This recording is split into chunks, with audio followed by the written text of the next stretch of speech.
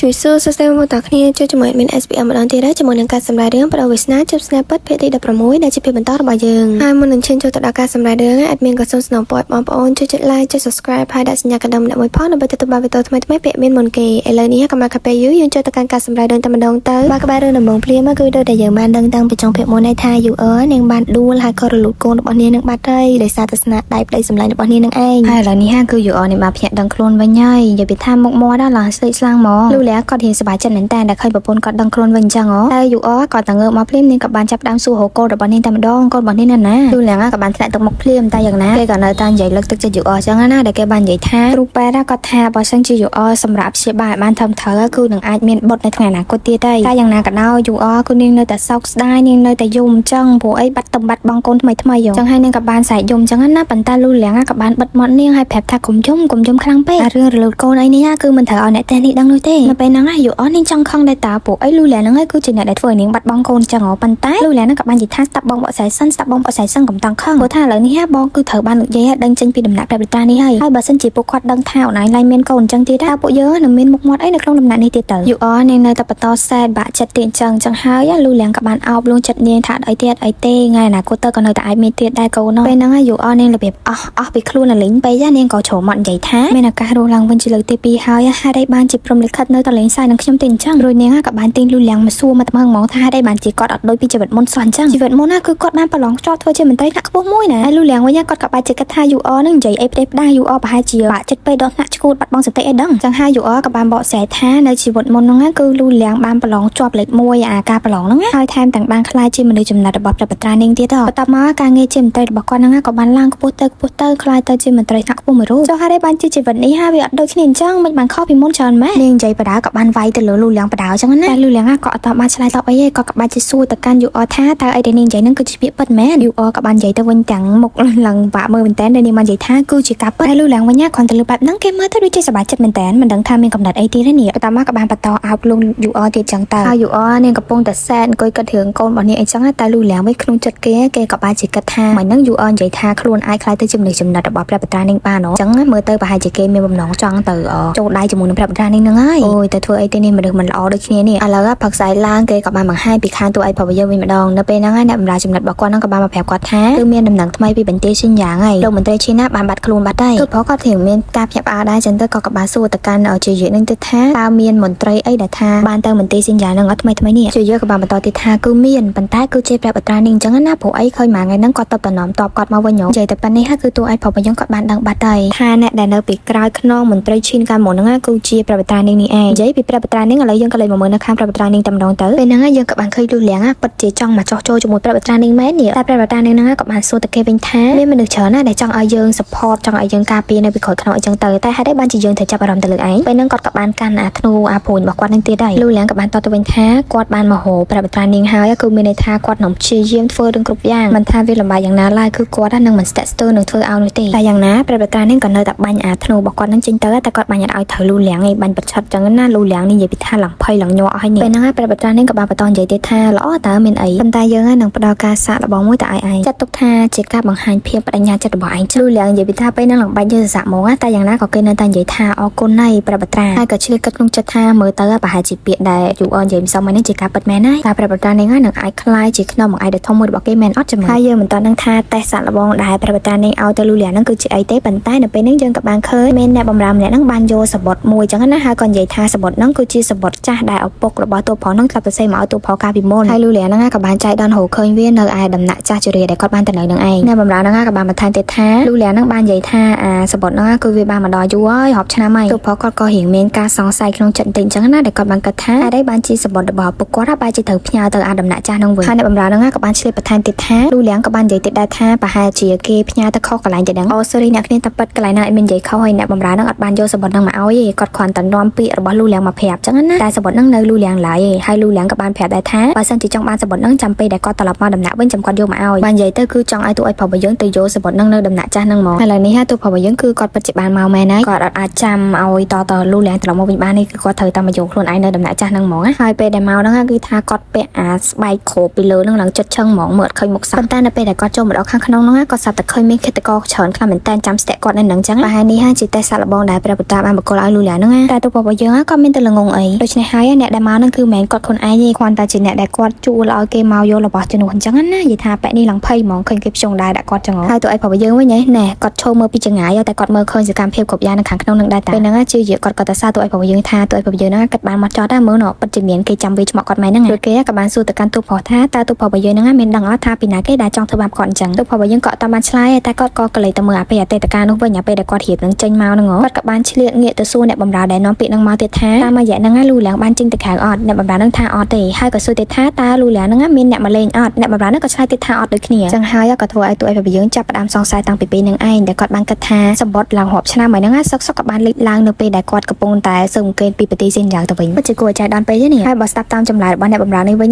ញគ្រាន់តែស្ដាប់ក៏ដឹងដែរថាបានព្រៀងទុកមុនអាចជាអន្តៈទេដឹងហើយដោយសារតែការគិតទាំងអស់ហ្នឹងហើយគឺវាអាចជួយជីវិតគាត់បានមកគ្រាដែរឃើញនេះគាត់អត់ត្រូវបានគេវេឆ្មក់អីនោះទេតែមកដល់បច្ចុប្បន្នវិញទូប្រុសយើងក៏បាននិយាយងើថាមើលទៅប្រហែលជាគាត់ត្រូវតែប្រយ័ត្នប្រយែងឲ្យបានខ្លាំងជាងមុននៅជាមួយនឹងលូលៀងអីគ្នាហើយគាត់ក៏បានប្រាប់ឲ្យជាហ្នឹងទៅតាមដានលូលៀងហ្នឹងមកឲ្យដឹងថាពីណាគេគឺជាអ្នកបញ្ជានៅពីក្រោយខ្នងឥឡូវយើងកាត់មកដល់នៅផឹកស្អែកវិញទូឲ្យសេវាយើងកំពុងតែអង្គុយអានសភៅសុកហ្នឹងក៏ស្រាប់តែមានម៉ែដោះក៏ដូចជាអ្នកបម្រើមួយហ្នឹងគាត់ក៏បានយកអាបញ្ជីចាយវាប្រចាំខែហ្នឹងមកឲ្យទូឲ្យសេវាយើងមើលតែគាត់បាននិយាយថាមើលទៅបញ្ជីហ្នឹងវាមានភាពអត់ប្រក្រតីចឹងទូសេក៏បានសួរវិញឡើងលឿនតែម្ដងថាមាននឹងអីកាត់ឡើងមែនអ្នកបម្រើម្នាក់ហ្នឹងក៏ចាប់តាមរៀបរាប់ឲ្យថាសូត្រដែលយើងទិញចូលក្នុងដំណាក់មួយរយៈនេះគឺថាគុណភាពដូចអន់ជាងមុនតែតម្លៃនៅតែថ្លៃដដែលហើយថ្លៃជាងមុនទៀតមើលទៅគួរឲ្យសង្ស័យហ្មងទូសេនេះក៏បានប៉និតមើលបន្តិចចឹងណាហើយនាងក៏បានឲ្យអ្នកបម្រើហ្នឹងទៅត្រឡប់ទៅស៊ើបមើលនេះនៅហាងនេះអញ្ចឹងទៅមើលថានៅហាងលក់សូត្រមួយហ្នឹងមានតាក់ទងជាមួយអ្នកណានៅក្នុងដំណាក់នេះអត់អ្នកបម្រើហ្នឹងក៏បានយកព្រមចឹងទៅតែគាត់ក៏បានបន្តទៀតថាទូឲ្យសេវាយើងហ្នឹងបានកំងថ្នាំច្រើនឲ្យគាត់កំងឲ្យហ្នឹងឥឡូវគាត់បានយកមកឲ្យហើយបានកំងថ្នាំច្រើនមែនមានណាគេនៅក្នុងដំណាក់នេះឈឺធ្ងន់មែនទូសេក៏បានតទៅវិញថាអត់មានណាគេឈឺអីទេប៉ុន្តែមិនយូរប្រហែលនេះនឹងមានមនុស្សជាច្រើនត្រូវការថ្នាំទាំងអស់ហ្នឹងចឹងហើយនាងក៏បានប្រាប់ឲ្យអ្នកបម្រើហ្នឹងយកថ្នាំទាំងអស់ហ្នឹងទៅទុកដាក់ឲ្យបានធំត្រូវទៅមិនឲ្យមានកំហុសអីទាំងអស់ហើយបន្ទាប់ពីអ្នកបម្រើហ្នឹងចេញទៅទូឲ្យសេវាយើងនាងក៏ចាប់ផ្ដើមអង្គុយមើលថ្ងៃខែចឹងណាហើយនាងក៏បាននិយាយថាគឺចិត្តដល់ពេលហើយចិត្តដល់ពេលអីទៅយើងចាប់ដានអស់គ្នាទៀតមើលហើយនៅតែជាមួយគ្នាទិញថ្នាំមកច្រើនចឹងមិននឹងអាចកិច្ចចំហ UR បានទៅចឹងហើយ UR នាងក៏បានឆ្ងល់ចឹងណាថាហេតុអីបានជាមានធំក្លិនថ្នាំខ្លាំងម៉េចអ្នកបម្រើរបស់នាងក៏បានប្រាប់ថាគឺទូឲ្យសេវាយើងបានទិញថ្នាំមកទុកស្តុកទុកច្រើនមែនតើ UR នាងឡើងឆ្ងល់ថាហេតុអីបានទូឲ្យសេវាយើងមកស្តុកថ្នាំទុកច្រើនមែនចឹងហើយនាងក៏បានដើរទៅមើលតិចចឹងណានៅពេលដែលមកដល់កន្លែងគេរៀបចំហ្នឹងនាងក៏បានសួរអ្នកបម្រើម្នាក់ថាថ្នាំហ្នឹងគឺទិញយកមកទុកធ្វើអីអ្នកបម្រើហ្នឹងក៏បាននិយាយថាថ្នាំហ្នឹងគឺទិញមកសម្រាប់ជំងឺក្តៅគ្រុនរងាឬក៏ជំងឺរីកអីចឹងណា UR នាងនៅតែឆ្ងល់អញ្ចឹងហើយទិញមកអីក៏ច្រើនម៉េចគាត់តែជំងឺប៉ុណ្ណឹងសោះមិនហ្នឹងទួសេវាយើងចង់បើក clinic ចង់បើកហាងលក់ថ្នាំមួយមែនបន្ទាប់មកនាងក៏បានរៀបនឹងដើរចាក់ចេញទៅអញ្ចឹងណាតែនាងក៏បានស្ដាប់ឮអ្នកបម្រើនឹងនិយាយគ្នាដែលពួកគេបាននិយាយថាជាបានជំងឺផ្ដាសាយជំងឺគ្រុនរងាក៏ដូចជាជំងឺរាគរូសអីហ្នឹងគឺប្រៀបដូចជាទុកជាបានជំងឺអសន្នរោគមួយចឹងគាត់ទៅលើបែបហ្នឹងភ្លាមមក UR នាងក៏បានគាំងឡើងឈប់ងក់តែម្ដងហើយនាងក៏ចាប់ផ្ដើមគិតថានៅជីវិតមុននៅឯបន្ទាយសិនយ៉ាគឺមានគ្រោះអសន្នរោគនៅក្នុងខែឧសភាចឹងណាគឺមានប្រជាជនរងរបួសរងគ្រោះច្រើនខ្លាំងមែនតើហើយទូឲ្យសេវាយើងវិញបែរជារៀបចំថ្នាំទុកមុនទៀតហើយទូឲ្យសេវាយើងអាចមើលឃើញអនាគតដែរមែនតែប៉ុណ្ណេះហើយ UR គឺនាងបានដឹងហើយថាទូឲ្យសេវាយើងគឺពិតជាបានរស់ឡើងវិញពិតមែនខ្នាញ់ណាស់ឥឡូវនេះយើងកាត់មកដល់នៅខែឧសភានឹងតែម្ដងទៅគឺយើងក៏បានឃើញថាទូប្រុសយើងក៏កំពុងតែទទួលរាជសារពីបរិជាអញ្ចឹងទៅដែលបរិជានឹងទ្រង់បានមានបន្ទូលថាទូឲ្យប្រុសយើងនឹងគឺជាមនុស្សដែលឆ្លាតប្រកែហើយប្រឡងបានចោតលេខ1ទៀតឥឡូវនេះនៅបន្ទាយសិនយ៉ាងគឺកំពុងតែមានគ្រោះអសន្នរោគមួយដ៏ធំធ្ងន់ធ្ងរខ្លាំងមែនទែនចឹងហើយទ្រង់ក៏បានផ្ដល់តំណែងជាមន្ត្រីមួយរៀងធំដុំគួរសមដែរឲ្យទូឲ្យប្រុសយើងនឹងទៅត្រួតពិនិត្យនៅឯតំបន់សិនយ៉ាងនឹងអីចឹងទៅដើម្បីការពារមើលអារោគស្ពាតនឹងអីចឹងហើយទូប្រុសយើងក៏បានទទួលអារាជសារនឹងអញ្ចឹងទៅឥឡូវនេះគឺថាកាត់មកដល់យប់ឡើងវិញម្ដងនិយាយពីថារឿងយើងនេះគឺយប់ថ្ងៃលឿនមែនតើយើងក៏បានឃើញទូឲ្យសេវាយើងនឹងកំពុងតែអង្គុយរៀបចំសម្ភារបំពាក់ទុកឲ្យទូឲ្យប្រុសយើងទៅប្រទេសសិនយ៉ាងហ្នឹងព្រោះអីរៀងឆ្ងាយដែរហើយនិយាយពីថាទូឲ្យសេវាយើងគឺផ្ដាំទូឲ្យប្រុសយើងច្រើនមែនតើឲ្យថែខ្លួនផងអីចឹងណាព្រោះទៅដល់កន្លែងមានជំងឺអីចឹងខ្លាចឆ្លងខ្លាចអីទូប្រុសក៏បានតទៅវិញថាមានអីត្រូវខ្លាចខែងទូស្រីនឹងបានទិញថ្នាំទុកឲ្យគាត់រួចតែទូប្រុសក៏ចាប់ផ្ដើមឆ្ងល់ដែរដែលគាត់បានសួរទៅកាន់នាងថានាងឲ្យគាត់រៀបថ្នាំទុកមុនឡើងយូរតើនាងអាចដឹងថានៅពេលអនាគតនឹងមានជំងឺគ្រោះអាសន្ននឹងមែនតែទូសេវាយើងអ្នកក៏បាននិយាយប្រាប់ថានាងរស់ឡើងវិញអីនោះទេនាងគ្រាន់តែចាត់ទៅយល់លេសពីនេះបន្តិចនោះបន្តិចបកស្រាយទៅឲ្យប្រុសយើងចឹងណាថានាងមើលលើអាកាសធាតុមើលអីចឹងទៅទូប្រុសក៏បានបដូរប្រធានបទវិញហើយដែលគាត់ក៏បាននិយាយទៅកាន់ទូឲ្យសេវាយើងថាឲ្យគាត់ចាក់ចេញទៅនេះហើយឡើងមួយខែជាងតែទូស្រីហ្នឹងអត់មានអីនិយាយមួយគាត់ទៀតទេមែនទូស្រីនាងក៏បានសើចខ្លាញ់ទូឲ្យប្រុសយើងហ្មងហើយនាងក៏បានដកយកអាថង់ប្រាក់នេះដែលគាត់ប៉ាក់ឲ្យទូឲ្យប្រុសយើងហ្នឹងដឹងថង់ប្រាក់ហើយក៏ថង់កោបទេតែគាត់ថាហ្នឹងវាដូចជាយន់ការពារក៏ដូចជាធ្វើឲ្យគាត់មានសុវត្ថិភាពអីចឹងណាពេលតែគាត់ដាក់ក្បែរខ្លួនអីចឹងទៅចឹងហើយកុំឲ្យបាត់ណាទៅមើលទូឲ្យសេវាយើងពេលហ្នឹងគឺនាងពិតជាបារម្ភខ្លាំងមែនតើទូប្រុសគាត់ឡើងចង់សែតដែរនេះក៏បាននិយាយទៅកាន់ថាជឿយើងបងនឹងអូនខ្លាំងណា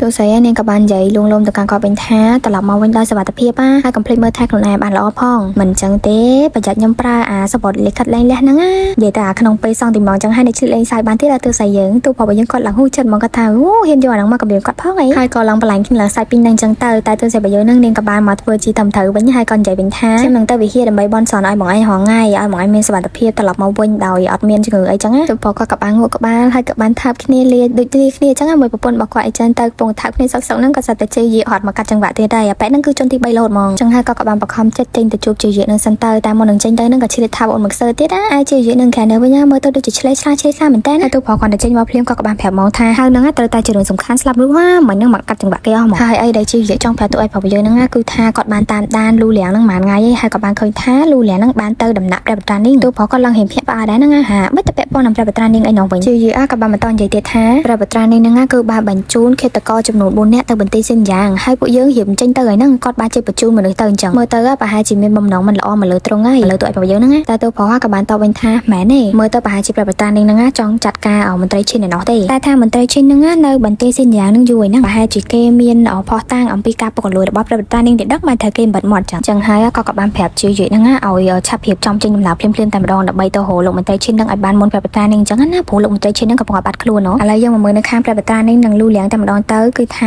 ាការសាក់លបងលើកនេះលូលៀង fail តែម្ដងធ្វើអត់បានសម្រេចនោះទេតែយ៉ាងណាមិញក៏បត្រានាងនឹងនៅតែផ្ដល់ mission ផ្ដល់ការងារមួយទៀតឲ្យលូលៀងធ្វើចឹងណារបៀបថានៅតែសមត្ថភាពគាត់ម្ដងទៀតគឺគាត់ចង់ឲ្យលូលៀងនឹងអងដំណើរទូឲ្យប្រាប់យើងទៅស៊ីនយ៉ាងជាមួយគ្នាដើម្បីតាមដានទូប្រុសហើយរាយការណ៍មកឲ្យគាត់វិញអីចឹងទៅលូលៀងគេពិតជាសប្បាយចិត្តមែនតើដែលព្រះបត្រានាងនឹងបានទុកឱកាសឲ្យខ្លួនម្ដងទៀតប៉ុន្តែព្រះបត្រានាងនឹងក៏បាននិយាយទៅកាន់វិញថាមិនបាច់តន់អរគុណគាត់ទេព្រោះថាការងារពិតប្រាកដដែលគាត់ឲ្យលូលៀងធ្វើហ្នឹងមិនមែនត្រឹមតែតាមដានទូឲ្យប្រាប់យើងទេបើសិនជាហូពេលបានល្អគឺសម្រាប់ទូឲ្យប្រាប់យើងចោលតែម្ដងទៅលូលៀងគ្រាន់តែលឺចឹងហើយគឺភ័យឡើងញ័រតែម្ដងនេះសម្រាប់ចោលហ្មងនេះចឹងហើយលូលៀងនឹងគាត់ក៏រៀង staster ចឹងណានៅពេលដែលឃើញលូលៀង staster អញ្ចឹងព្រះបត្រានាងនឹងក៏ធ្វើជាសួរទៅវិញថាថ្ងៃមុននោះស្បត់សើថារឿងអីក៏ធ្វើឲ្យយើងបានហីលូលៀងក៏បានតបទៅវិញតាំងពីបើថាយ៉ាងណាក៏ដោយក៏ទូឲ្យប្រាប់យើងគឺត្រូវជាបងជីដូនមួយគាត់ដែរគាត់មិនហ៊ានទៅព្រះបត្រានាងគាត់ឡើងចង់ខឹងឡើងចង់ធុញតែម្ដងហ្នឹងហើយគាត់ក៏បាននិយាយថាកាលពីមុនហ្នឹងគាត់បានឲ្យលូលៀងនឹងទៅនាំពាក្យនាំសបុតនឹងទៅឲ្យទូឲ្យប្រាប់យើងហើយគាត់ក៏បានដាក់ឃាតករប្រមាណអ្នកនៅឯដំណាក់ចាស់របស់គ្រួសារលូនឹងផងដែរតែទូឲ្យប្រាប់យើងគឺបានកិច្ចរួចពីអាការស្លាប់ហ្នឹងមានន័យថាគេបានដឹងពីល្បិចរបស់លូលៀងបាត់ហើយចឹងហើយក៏បានសួរឲ្យលូលៀងគិតមើលថាទូប្រុសនៅតែគិតថាលូលៀងនឹងគឺជាអ្នកដែលចង់សម្លាប់គាត់ទៀតអត់តែលូលៀងក៏អត់តាន់បាត់ភ័យទេពួកអីគាត់អត់ទាំងដឹងថាព្រះបត្រានាងនឹងបានដាក់ឃាតករនៅឯដំណាក់ចាស់នឹងផងហ្នឹងស្រាប់តែព្រះបត្រានាងនឹងក៏បាននិយាយដូចគំរាមចឹងមកកាន់លូលៀងតែម្ដងដែលបាននិយាយថាទោះបីជាឯងមិនធ្វើអីគេមុនក៏ដោយតែបើសិនជាគេដឹងថាឯងគឺជាអ្នកដែលចង់ឲ្យគេស្លាប់ហើយគេនឹងមកសម្លាប់ឯងមុនតែម្ដងនិយាយថងនេះតែយល់អត់លូលៀងក៏បានបន្តទៀតថាប៉ុន្តែទូឲ្យប្រាប់យើងគាត់គឺជាព្រះបត្រាមួយទាំងមូលហើយណាមួយបរិជាទៅតែបានប្រទានពរប្រទានតំណែងឲ្យគាត់ខ្លាចជាមន្ត្រីត្រួតពិនិត្យអីទៀតបើនិយាយទៅគឺយ៉ាងណាក៏ដោយក៏លូលៀងគាត់ដូចជាហ៊ានធ្វើឃាតទូរបស់យើងអញ្ចឹងហើយព្រះបត្រានាងមានតែប្រើពាក្យរបៀបលងវិញដែលគាត់បាននិយាយថាវាមិនដែរណាគ្រាន់តែប្រឡងជាប់លេខ1ចឹងសោះបានឡើងខ្លាចជាមន្ត្រីលឿនអញ្ចឹងនេះគឺដោយសារតែយើងជាអ្នកណែនាំគេទៅឲ្យបរិជាអញ្ចឹងទៅចឹងហើយបានជាគេអាចមានតំណែងជាមន្ត្រីត្រួតពិនិត្យនឹងបានបាននិយាយទៅពេលនេះគឺគាត់ចាប់ផ្ដើមនិយាយបញ្ចុះលូលៀងវិញណាចង់និយាយថាគាត់មានអំណាចអាចឲ្យអ្នកគេឡើងធ្វើមន្ត្រីក៏បានដែររបៀបចឹងហើយចំពោះលូលៀងហ្នឹងគាត់ថាក៏ដូចគ្នាដែរបើសិនជាលូលៀងធ្វើការឲ្យគាត់បានសម្រេចគេនឹងអាចមានតំណែងខ្ពស់ធំមួយដល់ស្របច្បាប់ដែរចឹងណាហើយលូលៀងធ្វើត្បិតតែគាត់រៀងភ័យញ័រចឹងមែនប៉ុន្តែគាត់អាចបដិសេធនឹងតំណែងខ្ពស់អញ្ចឹងបាននោះទេចឹងហើយគេក៏បានយកព្រមនៅសំណើរបស់ព្រះបត្រានាងនឹងទៅនិយាយពីព្រះបត្រានាងវិញខ្ញុំនឹងសោះមកឥឡូវយើងកាត់មកមើលនៅឯខាងដំណាក់ព្រះបត្រានេះវិញគឺនៅផឹកស្អែកហើយមែនព្រះបត្រានាងហ្នឹងគឺពិតជាអ្នកគ្រប់គ្រងលើដំណើរទៅខាងបន្ទាយសិនយ៉ាងនឹងទាំងអស់មែនតាចឹងហើយក៏បានកាន់ស្លាកបញ្ជារបស់ព្រះរាជាហើយក៏ធ្វើដូចជានាំពាក្យមកពីព្រះរាជាបន្តអញ្ចឹងទៅហើយគាត់ក៏បានធ្វើជានិយាយថាដោយទូឲ្យប្រាប់យើងនឹងលូលៀងហ្នឹងគឺជាបងប្អូនជីដូនមួយនឹងគ្នាទៅហើយបើសិនជាបានគ្នាទៅជាមួយទៀតប្រហែលជាអាចនឹងធ្វើការបានល្អបានជាងមុនចឹងហើយក៏បានឲ្យលូលៀងហ្នឹងខ្លាចទៅជាអ្នកត្រួតពិនិត្យយោធាអញ្ចឹងលេទៅឡើងតំណែងមកកម្រិតទៀតហើយលូលៀងហ្នឹងគេក៏បានធ្វើទៅគ្រប់ដឹងគុណព្រះបត្រានាងថាមែនតើលុតជង្គង់អរគុណផងអីផងនេះនិយាយពីទូឲ្យប្រាប់យើងវិញគាត់ឡើងហួសចិត្តហ្មងព្រោះគាត់ដឹងថានេះគឺជាល្បិចរបស់អ្នកទាំងពីរហ្នឹងហើយលូលៀងវិញ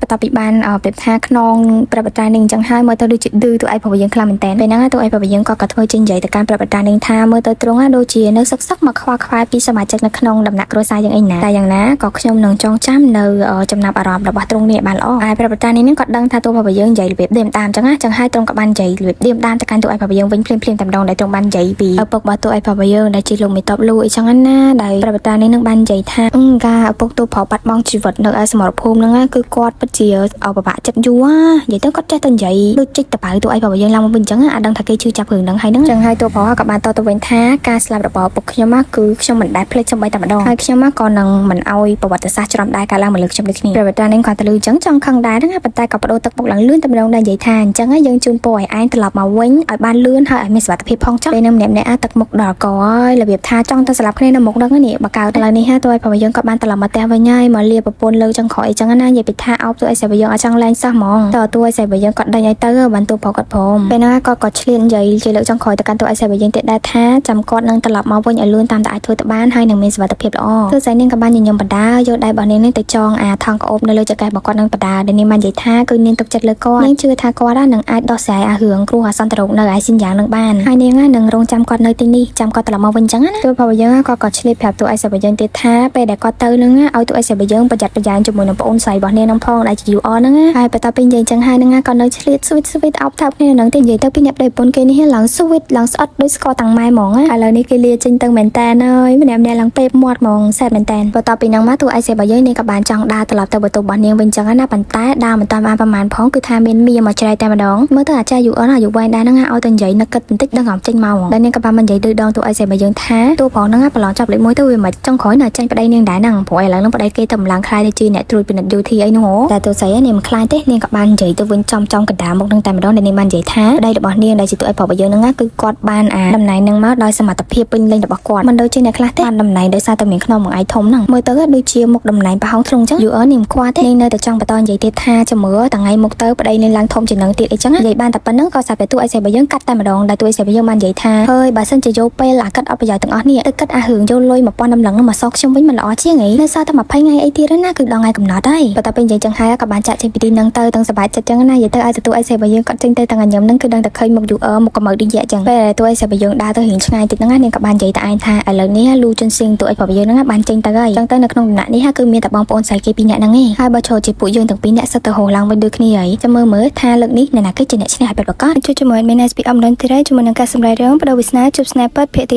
17ដែលជាភាគបន្តរបស់យើងចាប់ផ្ដើមរឿងដំបូងភ្លាមគេក៏បានបង្ហាញឲ្យឃើញ UR បានណាត់ជួបម្ដាយនាងស្ងាត់អញ្ចឹងណានាងក៏បានឲ្យម្ដាយរបស់នាងនឹងយកប្លង់ដំណាក់ចាស់របស់គ្រួសារជាងមកផងដែរដើម្បីយកមកបញ្ចាំយកប្រាក់ឲ្យម្ដាយរបស់នាងក៏បានសួរទៅកាន់នាងដែរថាច្បាស់ហើយថាធ្វើអញ្ចឹងអត់អី UR ក៏បាននិយាយលួងអ្នកម៉ែនាងវិញថាអ្នកម៉ែមិនបាច់បារម្ភទេខ្ញុំមកបានសើព្រឹងនឹងអស់ហើយបើសិនជាយើងយកប្រាក់ដែលប្រចាំដំណាក់នឹងបានយកទៅដាក់ជាប្រាក់កម្ចីក្នុងរយៈពេល2ខែគឺយើងនឹងទទួលបានប្រាក់នឹងមកវិញគុណនឹង2ចាំដល់ពេលហ្នឹងហើយអ្នកម៉ែចង់ទិញហាងអីបន្ថែមទៀតក៏បានដែរតែអ្នកម៉ែរបស់ UR ហ្នឹងក៏បានឆ្លៀតសួរបញ្ជាក់ទៅអញ្ចឹងណាព្រោះថាបើសិនជាមានរឿងអីពិតជាឆ្លោះធ្លួយមែនគឺឪពុករបស់ពួកគេហ្នឹងប្រកាសជាសម្រាប់គាត់ចោលហ្មងនិយាយទៅគាត់លួចអាប្លង់ហ្នឹងមកមានឲ្យឪពុកគេដឹងទេតែ UR ក៏នាងនៅតែរំអុកដាក់អ្នកម៉ែនាងអញ្ចឹងដែលនាងបាននិយាយថាមិនបាច់បារម្ភនោះទេគឺខ្ញុំបានរៀបចំគម្រោងការនេះយូរមកហើយមិនត្រឹមតែបានប្រាក់ច្រើនទេយើងនឹងអាចកម្ចាត់យ៉ាងជ្រៀងបានទេចាំតែមើលទៅហើយដោយសារតែកូនធានារៀងច្រើនដងដែរហើយចឹងហើយក៏បានទុកចិត្តកូនហើយអ្នកម៉ែគេនឹងអត់មានសួរនាំអីទៀតទេឥឡូវនេះគឺថា UR បានយកប្រាក់ហ្នឹងមកដាក់ជាកម្ចីហើយគឺនៅឯហាងយ៉ងលីមកកន្លែងនេះនិយាយទៅអាប្លង់ដំណាក់ចាស់ហ្នឹងទោះបីជាចាស់មែនតែរៀងប្រចាំបានលុយច្រើនដែរហ្នឹងឡើង30000តលឹងជាងហើយពេលហ្នឹង UR នឹងនាងក៏បាននិយាយទៅកាន់ពាក់ម្ចាស់ហាងនេះដែរថាគឺនាងចង់ដាក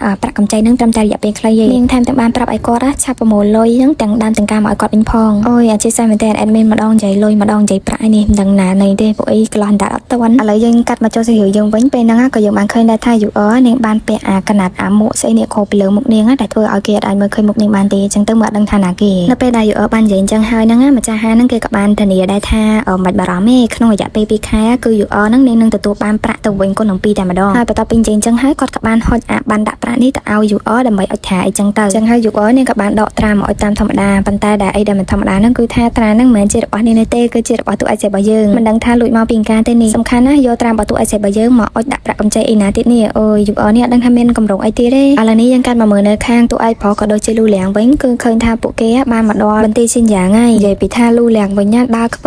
ើមគ្រប់កន្លែងតែម្ដងអញ្ចឹងទៅក៏ចេះតែចង់មកដែរចំណែកឯតួប្រុសរបស់យើងនេះវិញគាត់កំពុងតែពិនិត្យបញ្ជីសុកហ្នឹងគឺជាយាក៏បានមកដល់អញ្ចឹងព្រោះអីដែលគាត់បានប្រើឲ្យជាយាទៅស៊ើបមើលដល់ជាយាគេបាននិយាយថាគឺគេបានស៊ើបច្បាស់ហើយនៅតំបន់ភាគខាងលិចហ្នឹងគឺអាចជំងឺហ្នឹងរាលដាលខ្លាំងជាងគេមានមនុស្សរាប់រយនាក់បានឆ្លងជំងឺហ្នឹងហើយវាពិតជាសាហាវខ្លាំងមែនទែនដោយប្រុសរបស់យើងបន្ទាប់ពីលឺអញ្ចឹងហើយគាត់ក៏មានបំណងចង់ទៅចែកស្បៀងក៏ដូចជាអាហារនៅកន្លែងហ្នឹងមុនអញ្ចឹងណាដោយសារមានអ្នកជំងឺច្រើនជាងគេពេលហ្នឹងលូលៀងគេក៏បានដើរមកដល់ផងដែរទោះឲ្យប្រុសរបស់យើងគាត់តែឃើញអញ្ចឹងគាត់ក៏បានហៅលូលៀងអញ្ចឹងណាប៉ុន្តែលូលៀងនេះគ្រាន់តែគេហៅភ្លាមគាត់ក៏បាននិយាយថាអូយខ្ញុំធ្វើដំណើរយូរពេកឡងឈឺក្បាលនេះបាក់ធំខ្លាំងមែនទែនខ្ញុំមិនអាចបន្តទៅមុខទៀតបាននោះទេឃើញអញ្ចឹងហើយទោះឲ្យប្រុសរបស់យើងក៏មិននឹងអាចហៅទៅជាមួយបានទៅអញ្ចឹងហើយគាត់ក៏បានឲ្យលូលៀងហ្នឹងសម្រាប់នៅនឹងទៅចឹងពួកគាត់ទៅចែកថ្នាំនៅតំបន់ខាងលិចសិនហើយគ្រាន់តែលូលៀងដើរចេញទៅផុតភ្លាមហ្នឹងទោះឲ្យប្រុសរបស់យើងក៏បានងាកមកនិយាយជាមួយនឹងជាវវិញថាកាលពីមុនណាក៏ដោយសារតែការខ្លាញ់បន្លំមូលនិធិយោធារបស់ព្រះបត្រានាងបានបណ្ដាលឲ្យកងទ័ពគ្រួសារលូយើងទទួលបរាជ័យអញ្ចឹងហើយមើលទៅលោកមន្ត្រីឈិនណាក៏អាចជាសាក់សៃមួយដ៏សំខាន់នៅក្នុងរឿងនេះផងដែរអញ្ចឹងហើយឯងត្រូវតែស្វែងរកគាត់ឲ្យឃើញឲ្យបានមុនគ្នារបស់ ព្រះបត្រានេះអញ្ចឹងក៏เลยមកមើលលូឡើងនៅខាងក្នុងកណ្ដាលវិញតន់បានដាក់គូតទៅនឹងកៅអីក្តៅគូតអីផងក៏ស្រាប់តែមានកូនទាហានទូចមួយមកនិយាយជាមួយគាត់ថាតើកាលណាទៅគាត់តែធ្វើឃាតទូឲ្យប្រុសរបស់យើងអញ្ចឹងនេះប្រហែលជាគ្នារបស់ព្រះបត្រានាងឲ្យមកខ្លំមើលហើយលូឡើងក៏បានប្រាប់ទៅកាន់កូនទាហាននោះវិញថាឲ្យអត់ធ្មត់បន្តិចទៅមើលណោមានគ្រោះអាសន្នទៅរកដល់សាហាវអញ្ចឹងស៊ូមគេអាចនឹងស្លាប់ដោយជំងឺដែលឯងផងក៏ថាបានកូនទាហានហ្នឹងក៏បានបន្តទៀតថាប៉ុន្តែគេគឺបានយកថ្នាំមកជាមួយដែរហើយបើសិនជាគេពិតជាអាចព្យាបាលជំងឺគ្រុកកាយទាំងអស់នេះបានមែនតែលោកក៏ថាព្រះបត្រានាងនៅតែត្រូវការលោកទៀតដែរទេលូឡើងគាត់ពិតជាចង់ខឹងដែរហ្នឹងលេងមកគំរាមគាត់អញ្ចឹងហើយគាត់ក៏បាននិយាយចេះតែម្ដងបើចង់សម្រាប់ណាគាត់ទៅធ្វើខ្លួនឯងទៅក៏មកជួបព្រះបត្រានាងមកគំរាមខ្ញុំបែកកូនទាហាននេះគាត់ឡើងហួសចិត្តតែម្ដងមើលទៅលូឡើងដូចអត់ប្រយោជន៍ដល់ហើយអញ្ចឹងទៅគាត់ក៏បានហើយក៏បញ្ញាចាក់ចេញពីទីហ្នឹងទៅបែបគាត់ធ្វើខ្លួនឯងមើលទៅប៉ុន្តែបែកលូឡើងនេះគ្មានបានការទេឥឡូវនេះយើងកាន់មកដល់ពេលយប់ឡើងតែម្ដងយើងក៏បានឃើញកូនទាហានហ្នឹងគឺថាមកធ្វើការនៅខ្លួនឯងវិញហើយនិយាយគ្នាមួយលូឡើងបាក់ស្ដាប់ពេលយើងដល់គេបានកាន់ស្រាមដឹងព្រៃមិនដឹងទេមកអត់តិននេះហើយមានភ្លើងនៅក្នុងដៃផងដែរដើម្បីមកដុតអាថ្នាំទាំងអស់ហ្នឹងចោលអញ្ចឹងណាកុំឲ្យទូឲ្យបងយើងយកទៅជួយព្យាបាលប្រជាជនបានមុខមាត់បានកិត្តិយសហ៎ហើយនឹងដុតបានសម្រាប់យ៉ាងហ្នឹងក៏សត្វតែមានដុំថ្មអីមិនដឹងទេហោះមកបោកដៃរបស់គេដែលអ្នកដែលផ្ទាត់មកហ្នឹងគឺជាជាវ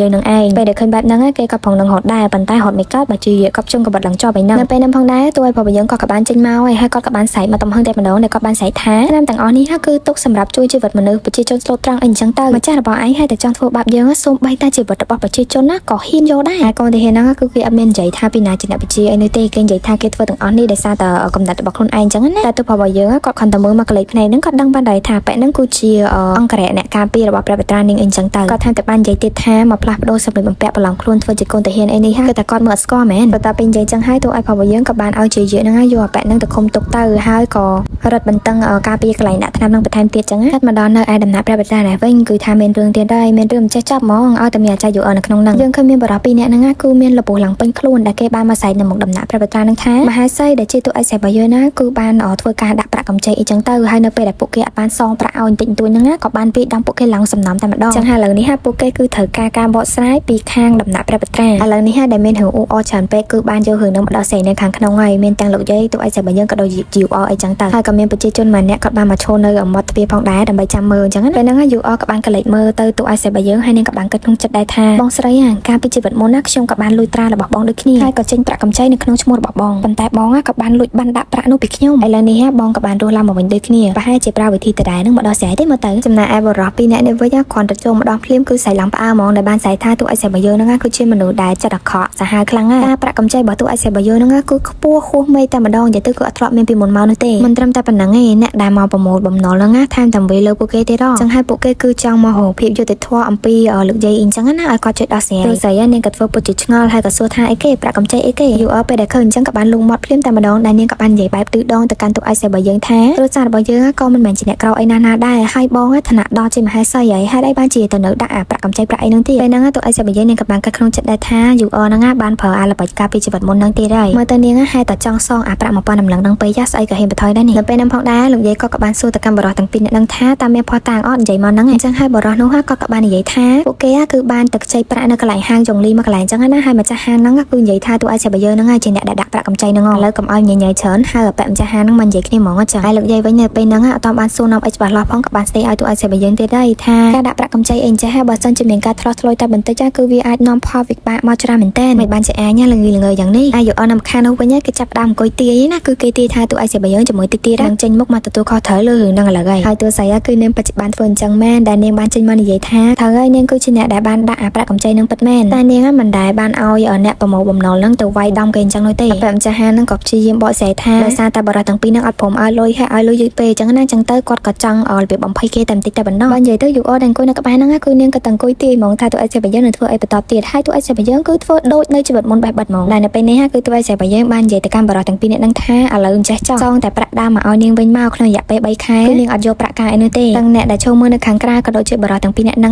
ងគឺបានអរគុណទូអេសរបស់យើងខ្លាំងមែនតើបន្ទាប់ពីដោះស្រាយអញ្ចឹងហើយទូអេសរបស់យើងក៏បានងាកមកសុំទោសលោកយាយវិញអញ្ចឹងណាដែលនាងបាននិយាយថាឲ្យខ្ញុំសុំទោសផងបើទោះបីជាខ្ញុំពិតជាបានចេញអាប្រាក់កម្ចីនេះមែនប៉ុន្តែប្រាក់ដែលខ្ញុំយកមកដាក់ហ្នឹងគឺជាប្រាក់របស់ខ្ញុំផ្ទាល់ខ្លួនទាំងអស់អត់មានបានប៉ះប្រាក់របស់ដំណាក់សំបីតែបន្តិចទេហើយខ្ញុំនឹងមិនឲ្យរឿងទាំងអស់នេះកាត់ឡើងទៀតឡើយហើយដោយរឿងទាំងអស់ត្រូវបានដោះស្រាយហើយអញ្ចឹងទៅលោកយាយក៏អត់មានប្រកាន់ទោសបីអីទៅកាន់ទូអេសរបស់យើងទៀតទេចំណែកអាយុអនាងក៏បានគិតក្នុងចិត្តទៀតហើយនិយាយទៅអាចារ្យហ្នឹងគឺថាកាត់រហូតហ្មងតែនាងបានគិតទៀតថាឥឡូវនេះគឺនៅសល់តែជំហានចុងក្រោយមួយទៀតទេគឺពេលដែលទូអេសរបស់យើងនឹងមកលួចអាបានដាក់ប្រាក់ហ្នឹងពីនាងអញ្ចឹងហើយកាលពីជីវិតមុនហ្នឹងគឺទូស្រីបានទៅលួចអាបានដាក់ប្រាក់ហ្នឹងពីនាងវិញហើយនិយាយថាលុយដែលយកទៅដាក់ប្រាក់កម្ចីហ្នឹងគឺជាលុយរបស់ខ្លួនឯងអញ្ចឹងទៅទូស្រីគឺមានសិទ្ធិដកអាលុយដែលយកទៅដាក់ប្រាក់ ប្រាក់កម្ចីនឹងមកវិញបានទាំងអស់ហ្មងឥឡូវយើងចាំមើលជីវិតនេះវិញមើលថាវាយ៉ាងម៉េចវិញពេលហ្នឹងតួស្រីរបស់យើងនាងក៏បាននិយាយជាមួយនឹងអពាក់ម្ចាស់ហាងនឹងដែរថានាងគឺចង់ដកប្រាក់របស់នាងពីការដាក់ប្រាក់កម្ចីនឹងវិញអញ្ចឹងណាអពាក់នោះលឺចឹងហើយក៏ក្បាលប្រញាប់ប្រញាល់ទៅរៀបចំអីចឹងទៅចំណែក UR ហ្នឹងគិតទេគ្នាបានគិតថាបងស្រីដ៏ល្អរបស់ខ្ញុំអើយនៅជីវិតនេះខ្ញុំនឹងចាំឲ្យបងមកលួចបានដាក់ប្រាក់នឹងពីខ្ញុំចំណែកតួឯស្រីរបស់យើងគឺមើលទៅពេលហ្នឹងគាត់ក៏ដូចជាដឹងថា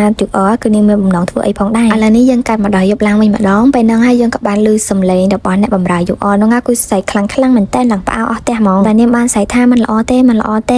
អ្នកបណ្ដាយរបស់ UR ហ្នឹងគឺគាត់បានឈឺធ្ងន់ហើយអញ្ចឹងណាមានគ្រូពេទ្យចាំមែនតើមកមើលតែព្យាបាលអាជីទេ UR គាត់តែលឺអញ្ចឹងគឺអត់ចាំយូរទេបានប្រាប់ឲ្យអ្នកបម្រើនាងហ្នឹងបញ្ញាទៅរៀបចំសម្លៀកបំពាក់អីហ្នឹងដើម្បីទៅផ្ទះគ្រូសាស្ត្រចាំភ្លាមតែម្ដងតែតាមពិតទាំងអស់នេះគឺ fake សោះហ្នឹង UR នាងគ្រាន់តែសម្ដែងហ្នឹងហើយឥឡូវនេះគឺនាងបានមករៀបចំរបស់នៅបន្ទប់របស់នាងហ្នឹងឡើងរ៉ាប៉ាយពេញហ្នឹងតែម្ដងដល់ឃើញអញ្ចឹងអ្នកបម្រើរបស់នាងក៏សួរថាមិញហ្នឹងឲ្យនាងសម្ដែងធ្វើជាអ្នកម៉ែឈឺអីចឹងណាហើយឥឡូវហ្នឹងមកធ្វើឲ្យរបស់ទៅជាអញ្ចឹងទៀតតើ UR ហ្នឹងចង់ធ្វើអីឲ្យប្រកប UR ក៏បាននិយាយបដាហើយកំពុងតែធ្វើអីបដាអញ្ចឹងណាដែលនាងបាននិយាយថាតិចទៀតហ្នឹងជាងយើងនឹងចូលមកលួចរបស់នៅក្នុងបន្ទប់របស់នាងហើយអញ្ចឹងហើយគឺនាងចង់រៀបចំឈុតឆាកមួយដើម្បីចាប់ទូឲ្យសេបយើងនៅនឹងកន្លែងតែម្ដងអ្នកបម្រើហ្នឹងក៏សួរទៀតដែរថាចុះអ្នកស្រីប្រកាសមែនថាទូឲ្យសេបយើងនឹងមកលួច UR ក៏បានតបវិញថាកាលពីមុនណាគេក៏បានប្រើវិធីនេះដែរទៅបាយយកឆ្នៃយើងបានលើកនេះហើយយើងនឹងធ្វើឲ្យភាពក្អើតកតងរបស់នាងហ្នឹងដើរមកចូលតែរបស់យើងនៅខ្លួនឯងតែម្ដងតែពេលនិយាយចឹងហើយនាងក៏បានហត់មកនិយាយមួយអ្នកបម្រើហ្នឹងចឹងណារបៀបប្រាប់ឲ្យអ្នកបម្រើហ្នឹងសម្ដែងដែលនាងបាននិយាយថាតិចទៀតឯងត្រូវស្រែកថាចោ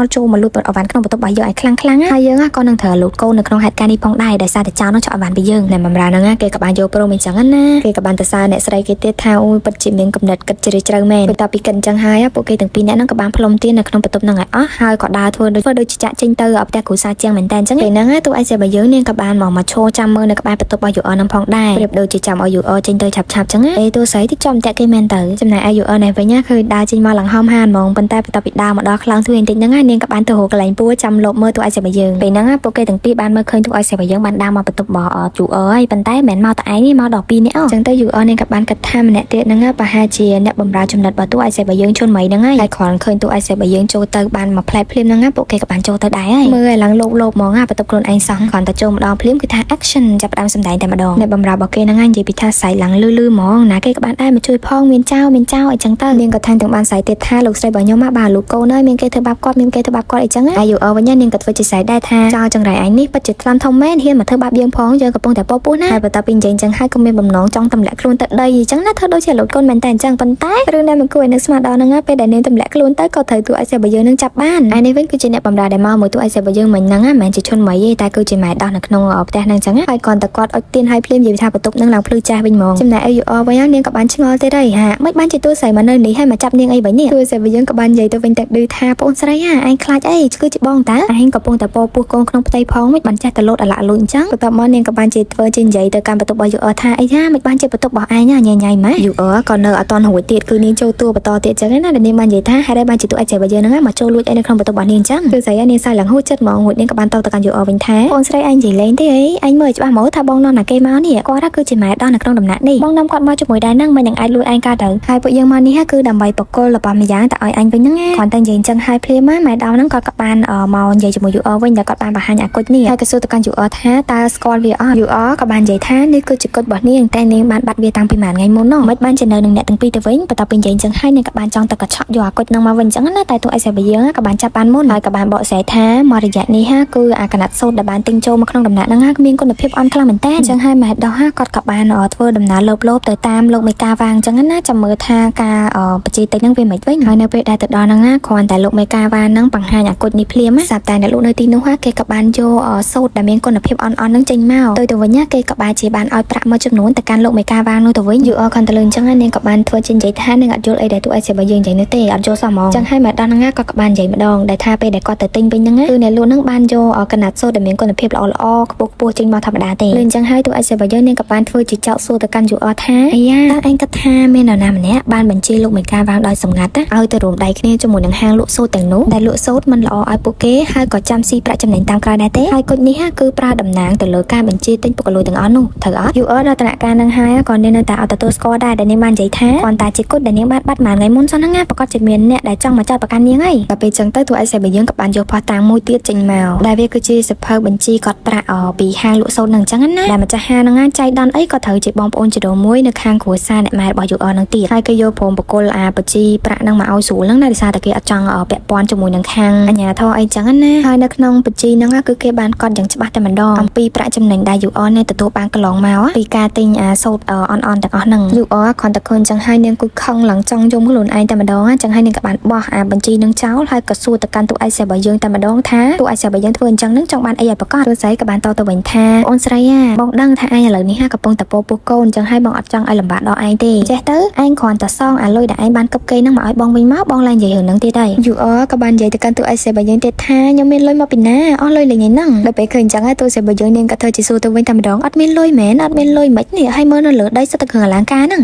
ឬមួយក៏ឯងដឹងថារឿងនេះវានឹងអាចកើតឡើងអញ្ចឹងហើយឯងក៏បានត្រៀមគ្រឿងអលង្ការទាំងអស់ហ្នឹងដើម្បីមកសងបងវិញមែននិយាយទៅទូឯកសាររបស់យើងគឺនិយាយឲ្យ UR កាំងតែម្ដង UR នេះបើកភ្នែកឡើងផ្លាក់ដល់ពេលទូឯកសាររបស់យើងក៏បានទៅហើកងដៃលើដីនឹងមកចង់យក UR នេះក៏បានទៅកញ្ចក់មកវិញថានេះជារបស់ខ្ញុំឯងអត់ឲ្យទេតែទូឯកសាររបស់យើងគឺអ្នកអត់ខ្វល់ទេនាងក៏បានសែហៅជន់មីពីក្រៅមកតែម្ដងដែលនិយាយថាឯងចូលមកមើលនេះបើឃើញមានរបស់ណាមានតម្លៃអីប្រម៉ូទទៅឲ្យអស់ទៅ UR គាត់តែឃើញអញ្ចឹងនាងខឹងមែនតើនាងក៏បានសែកថាអត់មានឲ្យយកណាអត់ឲ្យទេបើសិនជាហ៊ានតែយកគឺនាងនឹងយករឿងទាំងអស់នេះទៅប្រាប់លោកយាយហើយទូឯកសាររបស់យើងនេះមានតែខ្លាចអីនាងចាំឲ្យទៅ UR និយាយអញ្ចឹងតើដូច្នេះហើយនាងក៏បានតទៅវិញថាហ្នឹងហើយទៅប្រាប់លោកយាយឲ្យលោកយាយគាត់បានដឹងដែរថាឯងបានកឹបកេងលុយយ៉ាងច្រើនពីដំណើរមកទូឯកសាររបស់យើងពេលនិយាយហ្នឹងឡើងស្មើថេងតែម្ដងហើយ UR និយាយពីថាអូយមិនដឹងថាផ្ទុកអាមិនខ្លះទេនៅខាងក្នុងនោះអញ្ចឹងហើយនាងក៏បានតបទៅកាន់ទូឯកសាររបស់យើងវិញថាមិនបាច់មកគំរាមនាងមិនបាច់មកយកលោកយាយមកគំរាមនាងអញ្ចឹងណាព្រោះអីឥឡូវនេះនាងគឺកំពុងតែពោះចៅរបស់គ្រួសារលោកនេះតែម្ដងបើទោះបីជាលោកយាយដឹងតើនាងអាចធ្វើអីមកលើខ្លួនបានតើអញ្ចឹងហើយទូឯកសាររបស់យើងនាងក៏បានដើរយឺតមកកាន់ UR អញ្ចឹងណាឬក៏បាននិយាយបណ្ដាឯពួក UR បណ្ដាថានេះឯងគិតថាគ្រាន់តែមានកូនប៉ុណ្ណឹងគឺអាចយកមកបាំងរឿងគ្រប់យ៉ាងបានមែនប៉ុន្តែបើសិនជាលោកយាយគាត់ខកចិត្តហើយពួកយើងនេះគឺមិនដឹងទេថាគាត់នឹងដាក់ទូឯងមកចុះដល់ពេលនិយាយអញ្ចឹងទៅគឺថា UR ឡើងកាំងឡើងចុកបាត់ជឹងតែម្ដងអត់មាននិយាយអីទៀតទេតែនាងក៏បានគិតក្នុងចិត្តថាហេតុអីបានជាពេលនេះវាអត់ដូចពីជីវិតមុនអញ្ចឹងហើយហេតុអីបានជាជីវិតនេះទូឯកសាររបស់យើងបានជាមកស៊ើបរឿងសូត្រអន់នឹងអីចឹង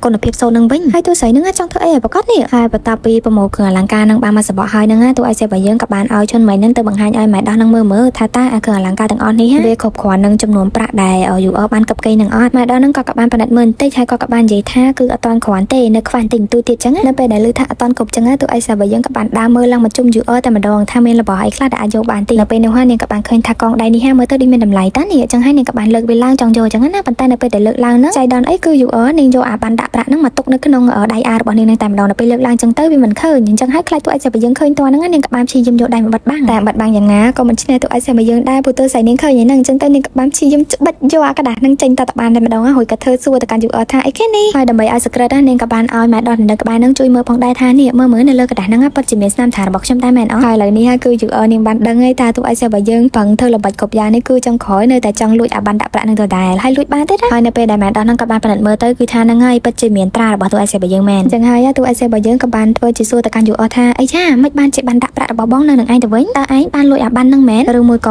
ឯងបានលួចត្រាសម្ងាត់តខ្លួនរបស់បងហើយនិយាយទៅ UR គ្នាឆ្លាតអត់ចេញទេមុខឡើងភ័យឡើងស្លេយនោះហើយទូស្រីគឺគាត់តែជីកសួររហូតហ្មងអញ្ចឹងហើយនាងក៏បានធ្វើជាវិលមុខហើយដួលទៅលើអ្នកបម្រើអីចឹងណាថាអូយនាងហត់អស់កម្លាំងខ្លាំងណាស់ហើយទូឯកសាររបស់យើងដល់ពេលឃើញអញ្ចឹងនាងខ្ជិលនិយាយអីច្រើនទៀតណាដូច្នេះហើយនាងក៏បាននិយាយថាអូខេបើអាបានដាក់ប្រាក់នេះជារបស់បងហើយអញ្ចឹងបងយកទៅវិញ UR គាត់តែឃើញទូឯកសាររបស់យើងរៀមដើរចេញទៅអញ្ចឹងនាងក៏បានហើយធូរងើបមកវិញអញ្ចឹងណាប៉ុន្តែទូស្រីក៏បានងាកមកវិញហើយក៏ស្អែកថាហ្នឹងហើយគាត់ទៅលឺថាទូឯកសាររបស់យើងបកក្រោយវិញភ្លាមមក UR នឹងក៏ធ្វើអស់កម្លាំងទៀតហើយនិយាយទៅប៉ុនសំដែងហ្មងតែទូឯកសាររបស់យើងគាត់ងាកមកហ្នឹងព្រោះគាត់ថាគាត់មានរឿងមួយទៀតនៅអត់តបានប្រាប់ UR អញ្ចឹងគាត់បាននិយាយថាមួយខែគឺបានកន្លងផុតទៅហើយអាប្លង់ដីដែល UR បានយកមកដាក់ប្រចាំអាពេលខ្ចីលុយ1000តម្លឹងហ្នឹងគឺនាងយកហើយណាបន្ទាប់ពីនិយាយអញ្ចឹងហើយនាងក៏បានដើរចេញទៅទាំងញញឹមអញ្ចឹងទៅឈ្នះទីហើយលើកនេះគឺថាទូឯកសាររបស់យើងចេញទៅមែនតើអញ្ចឹងទៅ UR ក៏ងើបមកវិញទាំងកំហឹងផងដែរហើយគាត់ងើបមកភ្លាមហ្នឹងគឺថាបោកប្រាស់របស់របរទៀតឡើងអ្នកបម្រើហ្នឹងនិយាយថាអ្នកស្រីកំបោកទៀតអីឥឡូវនេះនៅក្នុងបន្ទប់នេះគឺអត់មានអីឲ្យបោកទេនិយាយទៅអត់មានរបស់មានតម្លៃអីទៀតទេហើយ UR នាងខ្ជិលស្ដាប់ខ្ជិលអីទៀតណាចឹងហើយនាងក៏បានដេញអ្នកបម្រើហ្នឹងឲ្យចេញតម្ដងទៅចេញទៅចេះបាត់ទៅពងមួម៉ៅផងវាយអល់ហ្នឹងហើយគ្រាន់តែអ្នកបម្រើហ្នឹងចេញទៅភ្លាមមកក៏បានលោតអង្គុយជុំនៅដីឡាំប៉ាចេទូឯកសាររបស់យើងឡើងផ្អើលហ្មងឥឡូវយើងក៏លេចមកមើលទូឯកសាររបស់យើងវិញមើលមកដល់បន្ទប់វិញភ្លាមមកនិយាយពីញ៉ាំឡើងខ្ជិបតែម្ដងពេលហ្នឹងជន់មិនដែលជាអ្នកបម្រើចំណិតហ្នឹងក៏បាននិយាយទៅសារទូឯកសាររបស់យើងថាទូឯកសាររបស់យើងហ្នឹងពិតជាប្រកែមែនមិនត្រឹមតែមានផតតានឹងការកឹបកេងប្រាក់របស់ UR ទេនៅអាចទទួលបានគ្រឿងអលង្ការដ៏ច្រើននេះទៀតទូស្រីនាងក៏បានតទៅវិញថាមិនតាន់អស់ទេនេះទៀតដែរនិយាយទៅគឺអាបានដាក់ប្រាក់ដែល UR បានយកប្លង់ដំណាក់ចាស់របស់គ្រួសារជាងយកទៅប្រចាំហើយយកលុយប្រចាំហ្នឹងទៅដាក់ប្រាក់កម្ចីហ្នឹងឥឡូវហ្នឹងគឺវាបានធ្លាក់មកក្នុងដៃរបស់ទូឯកសាររបស់យើងហើយចឹងទៅគឺទូឯកសាររបស់យើងនាងអាចទៅដកអាប្រាក់30000តម្លឹងជាងនឹងបានយកមក free តែម្ដងនិយាយថាពួកគេនេះគឺសប្បាយចិត្តទាំងពីរអ្នកហ្មងពេលហ្នឹងជន់ម៉ៃក៏បានឆ្លៀតសួរទៅកាន់ទូឯកសាររបស់យើងទៀតថាអញ្ចឹងមិញហ្នឹងអ្នកបម្រើរបស់ UR ស្អែកថាអ្នកម៉ែរបស់ UR ឈឺអីហ្នឹងគ្រាន់តែចង់បោកឲ្យទូឯកសាររបស់យើងចូលទៅលួចរបស់ហើយចឹងស្រីក៏បានតបវិញថា UR ហ្នឹងដាក់នុយឲ្យនាងស៊ី ចឹងណាប៉ុន្តែយើងក៏បានប្រើវិធីផ្សេងទៀតហើយយកអាបានដាក់ប្រាក់ហ្នឹងនៅនឹងមុខនាងតែម្ដងមិនឲ្យនាងបកាច់បានទេដល់ជន់មកគេឡើងទៅសារទូអេសរបស់យើងហ្មងថាអាចទីដឹងថានេះជាល្បិចរបស់ UR អីចឹងណាតែតាមពិតទៅគឺទូស័យនាងរហូតឡើងវិញហ្នឹងចឹងហើយពេលហ្នឹងទូស័យនាងក៏បានក្នុងចិត្តថា